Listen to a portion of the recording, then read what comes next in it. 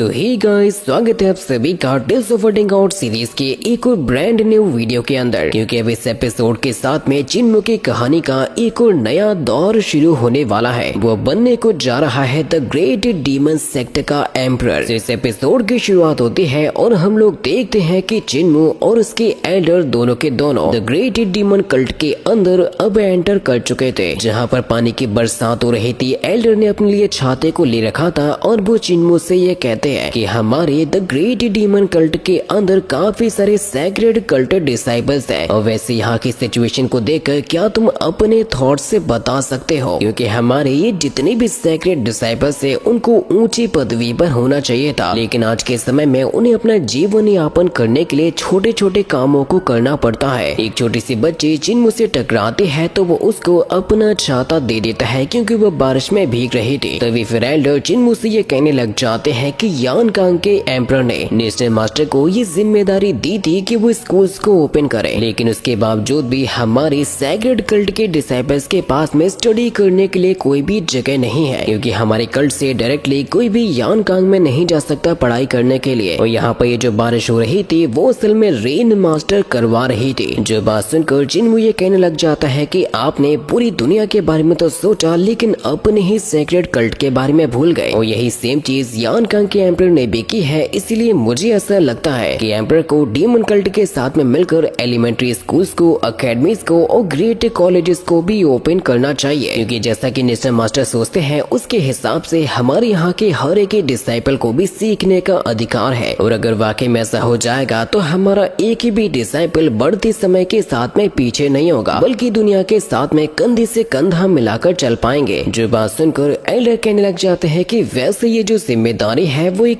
Cult master की होती है। किसी दूसरे सेक्ट के एम्परर से तुम ये क्यों एक्सपेक्ट करोगे कि वो तुम्हारे लिए अच्छा करेंगे? जो बात सुनकर चिन्मू कहता है कि अगर ऐसी बात है तो मुझसे पहले वाले कल्ट मास्टर ने ऐसा क्यों नहीं किया? जो बात सुनकर एल्डर कहने लग जाते हैं कि उसकी भी बड़ी बुरी कहानी है, क्योंकि वो एक औरत के चक्कर में पड़ गया था जिसका उसको खामियाजा भुगतना पड़ा। उसे अपनी जान से हाथ गंवाना पड़ा। फिर तुम ये खुद ही सोचो कि आखिर उससे कॉमन लोगों की क्या ही पड़ी होगी। जो बात सुनकर चिन्मू कहने लगता है कि वैसे मेरे पास में एक आइडिया है। हम लोगों को अपने कल्ट के अंदर से सबसे बेस्ट लेवल के डिसाइपल्स को सिलेक्ट करना होगा, जिसके बाद फिर हम उनको इंपीरियल कॉलेज के एग्जामिनेशन में ले जाएंगे, जिससे कि पर हमें ज्यादा मेहनत नहीं करनी पड़ेगी और इंपीरियल कॉलेज की वजह से हमारे डिसाइपल अच्छे तरीके से ट्रेन हो जाएंगे। और वो रेन मास्टर अपनी बरसात को रोक लेती है, जिससे कि अब धूप भी निकल आई थी। और अब ग्रेट एल्डर चिन्मू से ये कहने लग जाते हैं कि इन बीते हुए 40 सालों में हमने जितने भी जीनियसेस पाए हैं वो सभी के सभी इन लोगों के सामने ही आ जाते हैं, जिनमें से तभी एक डिसाइपल ये कहने लग जाती है कि हमारे कल्ट मास्टर की वाइफ और शेंट मैडन अभी तक नहीं आई। और यहीं पर मौजूद होते हैं हेवनली कल्ट के ग्रेट हेवनली किंग्स। जिन 4 लोगों में से एक बंदा नहीं आया था जिसका नाम था हेवनली किंग कियान। चिन्मू तभी गौर करता है कि वो असल में अभी मौजूद है दाओ लोगों के सेक्ट के अंदर, जिससे कि उसके मन में एक बात ट्रिगर होती है कि यानी कि उसके हेवनली कल्ट का जो हेडक्वार्टर्स है वो यहीं पर ही है। तभी अब यहाँ के 361 हॉल्स के मास्टर्स को उनके बैनर्स को रेज करने के लिए कहा जाता है, जिससे कि सभी के सभी हॉल मास्टर अपने अपने बैनर्स को अब रेज कर लेते हैं, क्योंकि वो प्रोसेस शुरू होने वाली थी जब चिन्मू को कल्ट का लीडर बनाया जाएगा, जिसकी तैयारियां एकदम जोरों शोरों के साथ में चल रही थी। ऊपर की साइड में रेन मास्टर बच्चों के साथ में खेल रही थी और नीचे मौजूद था एक स्टोन स्टैचू। यहीं पर ही डांस पवेलियन के मास्टर, सिवॉन पवेलियन के मास्टर और जितने भी पवेलियंस होते हैं उन सभी के मास्टर से इकट्ठे हो चुके थे अपने अपने फ्लैग्स को लेकर। जिस तरफ अब एल्डर चिन्मू को ले जाते हुए उससे ये कहते हैं कि यंग मास्टर, ये है हमारे हेवनली कल्ट सेक्ट का सैक्रेड ग्राउंड, जो असल में मौजूद है सेंट अराइवल माउंटेन के ऊपर, जिसके बारे में जानती तो पूरी दुनिया है, लेकिन यहाँ पर आता कोई भी नहीं है, क्योंकि सभी को ये पता है कि 40 साल हो चुके हैं और अभी तक इनका कोई भी किंग नहीं है। जहाँ पर अब हर एक हॉल मास्टर ने चिन्मू के सामने अपना सर झुका लिया था, वो उसका सम्मान करते हैं। जब ये लोग आगे बढ़ते जा रहे थे तो उसी मोमेंट पर चिन्मू को पीछे से आवाज आती है कि चिन्मू और ग्रेट एंसेस्टर फाइनली यहाँ पर आ चुके हैं, क्योंकि अब एक्चुअली में पीछे की तरफ से फूलों को बरसाते हुए एंट्री होने लगती है कल्ट मास्टर की वाइफ की, जो कि कोई और नहीं बल्कि हम सभी जानते हैं कि वो तो है चिन्मू की ही ग्रैंड मदर। लेकिन उनकी तो एंट्री ही बहुत ही ज्यादा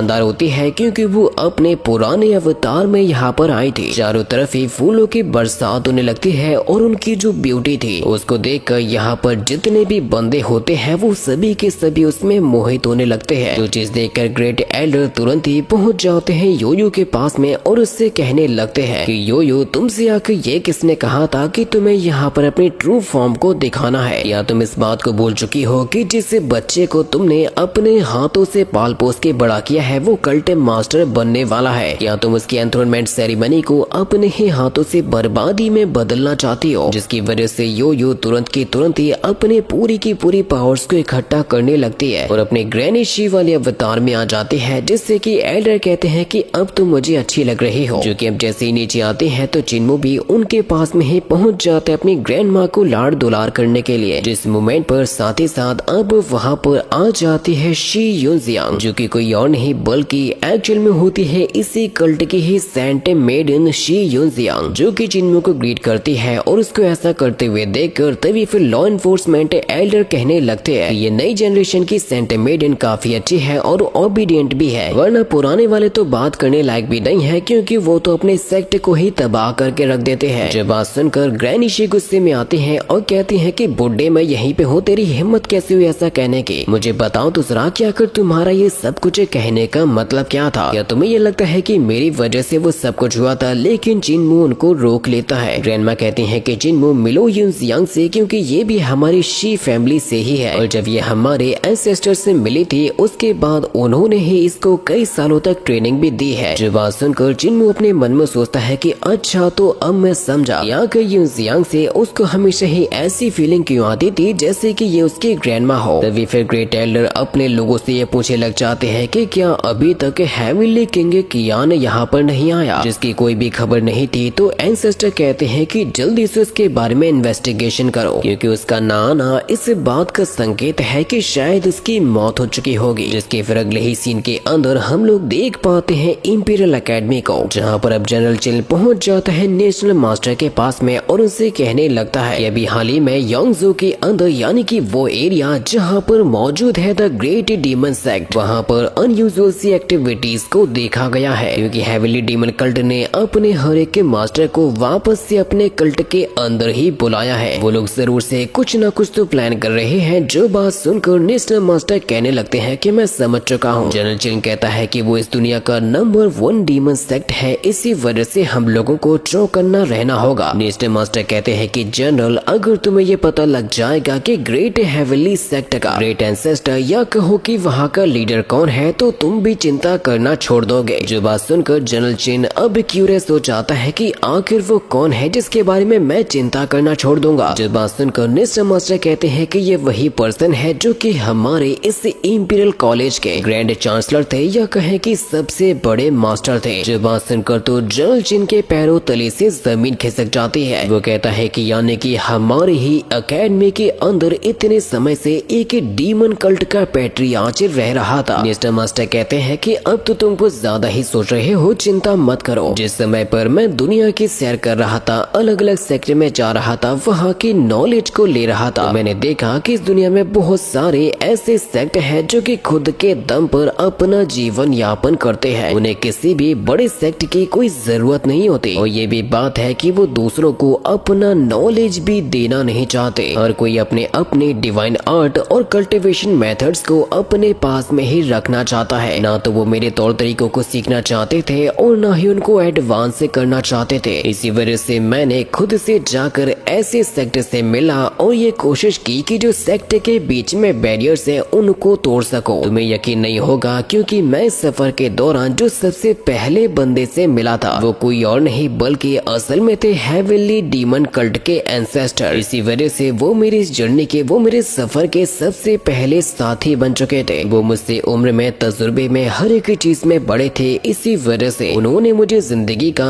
एक ऐसा रास्ता दिखाया जिसके बाद फिर मैं काफी सारे सेक्ट के साथ में भी कनेक्ट हो गया था। ये वही पर्सन है जिन्होंने मुझे भेजा था दाओ मास्टर के पास में, क्योंकि उनके द्वारा लिखे गए लेटर की वजह से मुझे दाओ सेक्ट के अंदर एक अलग ही रेपुटेशन मिली थी। केवल उनके ही कहने पर मुझे सिखाई गई थी दाओ सेक्ट की 14 दाओ से वर्ड फॉर्म। केवल और केवल उन्हीं के हेल्प से और उन्हीं के ही कहने पर मुझे भेजा भेजा गया था ग्रेट थंडर क्लैप सेक्ट में, जो कि एक ज़ेन सेक्ट है और वहाँ की नॉलेज को लेना हर किसी के बस की बात नहीं थी। वहाँ पर जाकर मैंने सीखा था रोलाई के महायान सूत्र को। इतना समय साथ में बिताने के बाद भी, एक रास्ते पर साथ में चलने के बाद भी उन्होंने कभी भी अपनी आइडेंटिटी को रिवील नहीं किया, या फिर ये कहूँ कि वो मुझसे छुपा ना सके, क्योंकि वो ये बात समझ चुके थे कि मैं उनके बारे में जान चुका हूँ, लेकिन वो ये नहीं चाहते थे कि उन्हें पता है कि मैं जान चुका हूँ। मैंने उनसे कहा था कि आज के बाद से हमेशा हमेशा के लिए इंपीरियल कॉलेज को संभालने की जिम्मेदारी आपके ऊपर ही है। और ऐसा मैं उनकी एबिलिटीज की वजह से नहीं चाहता था, और न ही इस वजह से चाहता था कि वो हेविली डीमन कल्ट के मास्टर थे, बल्कि मैं तो इस वजह से चाहता था कि उनका जो विजन है, उनकी जो सोच है, वो मुझसे काफी बेहतर है। वो मुझसे बेहतर इस एकेडमी को चला सकते हैं। वो मेरी जिंदगी के मिले हुए पहले ऐसे पर्सन थे जो कि इतने ज्यादा प्योर थे। उनके जैसी सोच, उनके जैसा विजन डीमन कल्ट के पास में कैसे आया, ये तो अनइमेजिनेबल है। इस दुनिया के अंदर अगर मैं किसी को इतना क्वालिफाई समझता हूँ कि वो इंपीरियल कॉलेज को चला सके, तो वो सिर्फ और सिर्फ वही है। वो मेरे टीचर है, और उससे भी बढ़कर वो मेरे ऐसे साथी है जिन्होंने मेरे हर एक कदम पर मेरा साथ दिया, मुझे सही और गलत का रास्ता दिखाया। जनरल चिन कहता है कि अगर वो इतने ही ज्यादा अच्छे हैं, फिर उन्होंने इंपीरियल एकेडमी से रिजाइन क्यों कर दिया? एकेडमी को छोड़कर जाना आखिर ये उनकी कौन सी अच्छाई थी? मिस्टर मास्टर कहते हैं कि ऐसा उन्होंने इस वजह से किया था क्योंकि उनका जो डीमन कल्ट है, उसके लिए उनको न्यू जनरेशन का कल्ट मास्टर मिल चुका होगा, क्योंकि उसका एंथ्रोनमेंट होने वाला है। और मैं खुद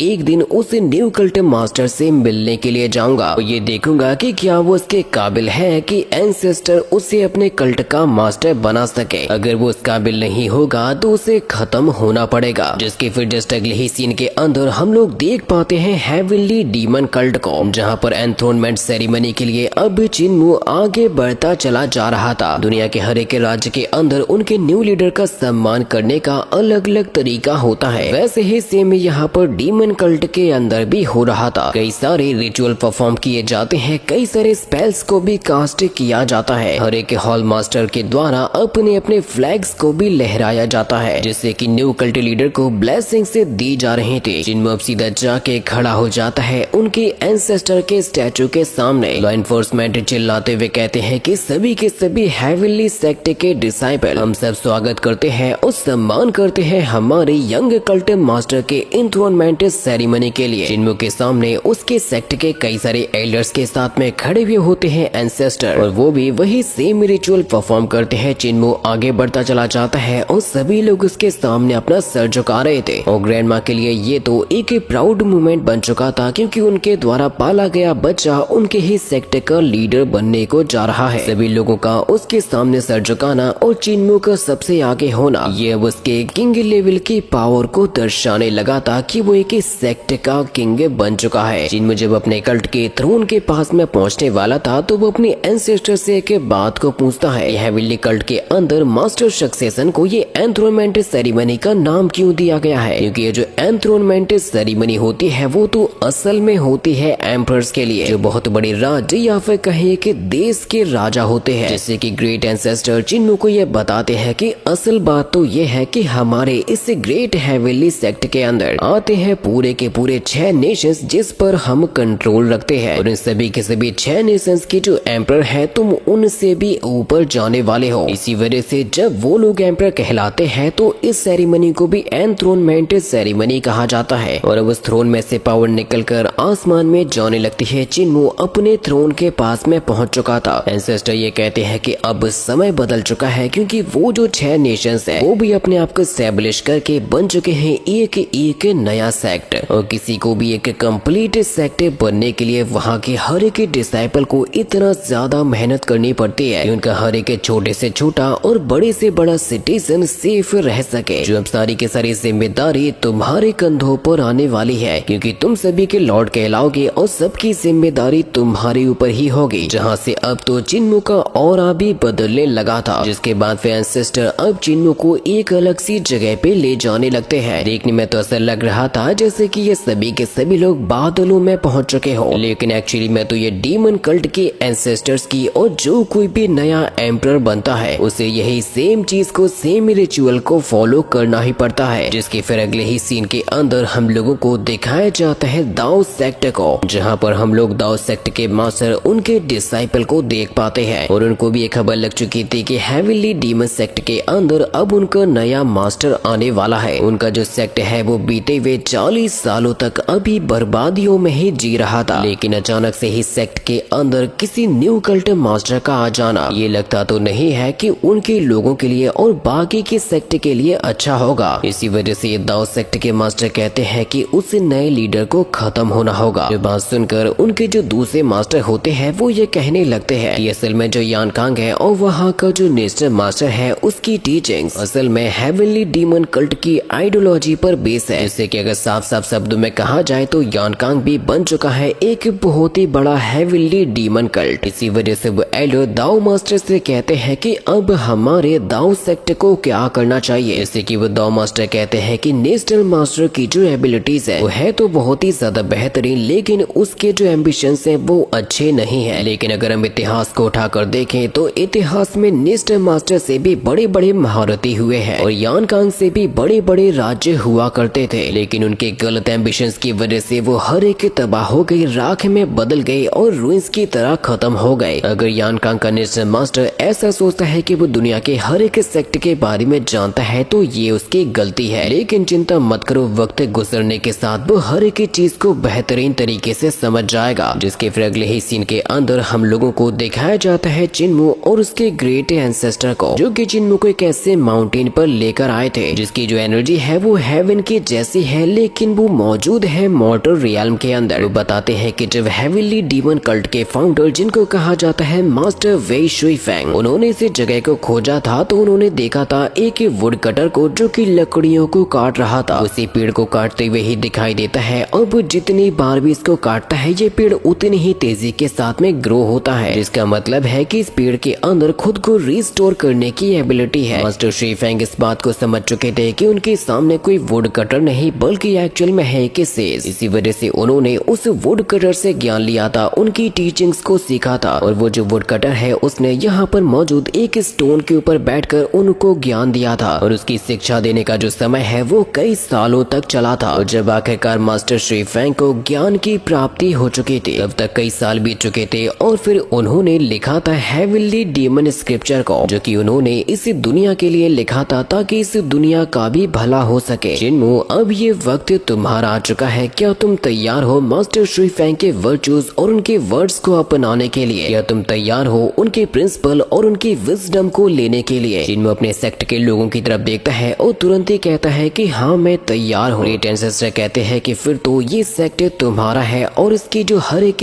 जिम्मेदारी है वो तुम्हारे कंधों पर आ जाती है, जिनको भी चिन्मू ने एक्सेप्ट कर लिया था। एंसेस्टर कहते हैं कि यह है तुम्हारे सामने जिसको कहा जाता है सेंट रॉक, जिसकी जगह पर तुम्हें बैठना होगा और तुम्हें भी ज्ञान लेना होगा। हो सकता है कि यहाँ पर बैठने के बाद तुम वुड कटर को देखो या फिर मास्टर शुई फेंग को देखो। आसान शब्दों में कहा जाए तो तुम्हें जो कोई भी दिखाई देगा वो तुम्हारा टीचर बन जाएगा। और आज हमारे इस हेवनली डीमन कल्ट को करीबन 20,000 साल होने वाले हैं। चिन्मू से कहते हैं कि तुम जैसे ही सेंट रॉक के ऊपर बैठोगे तुम भी बन जाओगे एक सैक्रेड कल्ट मास्टर। तो कल्ट को प्रोटेक्ट करने के लिए तुम्हें सेक्ट की हर एक ड्यूटी को निभाना होगा, क्योंकि अब ये कल्ट और इसका भविष्य तुम पर निर्भर करता है कि तुम इसे कैसे आगे बढ़ाओगे। जिसके सामने अब यहाँ पर हर एक पर्सन ने अपना अपना सर भी झुका दिया था। जिसके फिर जस्ट अगले ही सीन के अंदर हम लोगों को दिखाया जाता है थंडर क्लैपिंग सेक्ट को, जहाँ पर हम लोग देख पाते हैं मास्टर पोजिन को, जो कि अपने लॉर्ड के सामने कुछ अगरबत्तियों को लगाता है और उनसे ये कहने लगता है कि मुझे अभी हाल ही में एक खबर मिली है कि इंपीरियल एकेडमी का जो ग्रैंड एल्डर था, जो कि है एल्डर यूलिन, वो है असल में हेवनली डीमन कल्ट का एल्डर। जिसकी वजह से अब जो यान कांग है वो हेवनली डीमन कल्ट के लिए एक बहुत ही बड़ी ताकत बन चुका है। और शी यूनजियांग जिस डिसाइपल ने हराया था हमारे ज़ेन डिसाइपल को, वो भी असल में डीमन कल्ट की ही डिसाइपल निकली है, जो कि वापस उनके पास में जा चुकी है। और इतने सारे बड़े बड़े लोगों का इकट्ठा होना ये इस बात का इशारा करता है कि अब हेवनली डीमन कल्ट के अंदर उनका नया कल्ट मास्टर चूज किया गया होगा, जो कि शायद अब बन भी चुका होगा। जिससे कि मास्टर पोजिन को उसके हेवनली लॉर्ड की आवाज आती है, जो कि ये कहते हैं कि हेवनली डीमन कल्ट को बिना उनके कल्ट मास्टर के पूरे 40 साल हो चुके थे और यही इकलौता सेक्ट है जिसने यान कांग के रिफॉर्म पॉलिसी का विरोध नहीं किया। और अब तो ये भी साबित हो चुका चुका है कि हेवनली डीमन कल्ट से ही कोई मौजूद था इंपीरियल एकेडमी के अंदर, जिसमें ऐसे भी लोग मौजूद हैं जिन्होंने हमारे ग्रेट थंडरक्लैप सेक्ट के डिसाइपल को भी हरा दिया, जिससे अंदाजा लगाया जा सकता है कि वो न्यू कल्ट मास्टर कितना ज्यादा पावरफुल होगा। इसी वजह से ये जो मसला है वो इतनी आसानी के साथ में तो खत्म नहीं होगा। वो मॉन्क फूजन कहता है कि मेरे पास में एक और खबर है आपके लिए कि मेरे सेक्ट का जो जूनियर ब्रदर माँ था, जिसको चिन्मू ग्रैंडपा माँ के नाम से बुलाता है, वो मौजूद है असल में ग्रेट रूइंस के अंदर, जिससे कि वो लॉर्ड पोसेन से कहता है कि तुम किसी बात की चिंता मत करो, सबसे पहले जाकर इस हेवनली डीमन कल्ट के कल्ट मास्टर के बारे में पता लगाओ कि ये कौन है, क्योंकि फिर मैं खुद ही वहाँ पर जाकर इस